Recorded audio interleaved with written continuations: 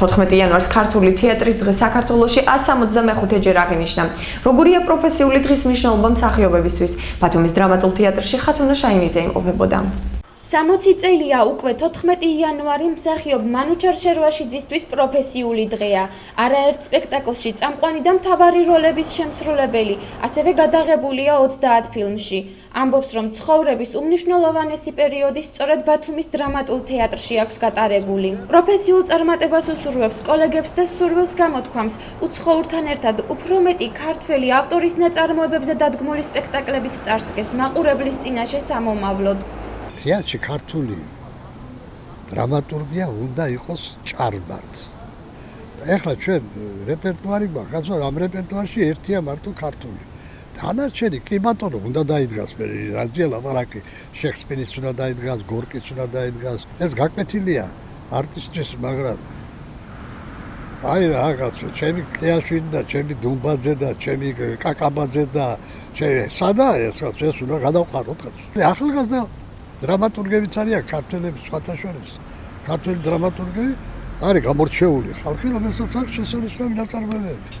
აი ეს უნდა დაიდგას თეატრში. პირველ რიგში მინდა მე ვიულოცო ჩემ თეატრში.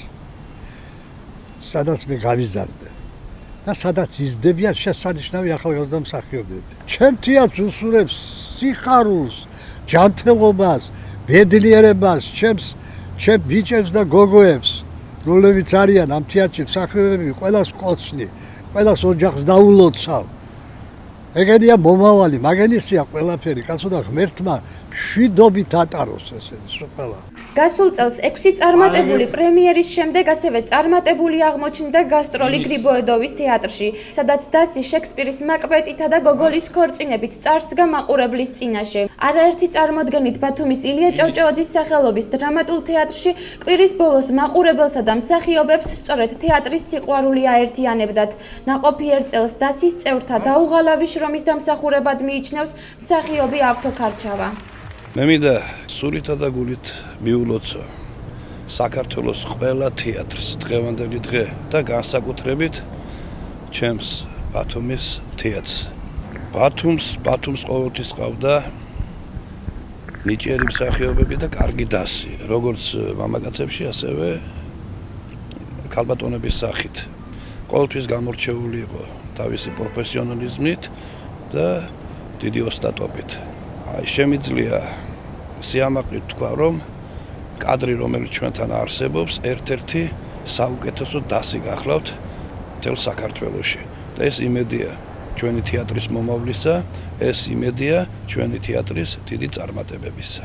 დაგეგმილი სარემონტო სამუშაოების გამო პროფესიულ დღესთან დაკავშირებით სპექტაკლის ჩვენება ვერ მოხერხდა ბათუმის დრამატულ თეატრში.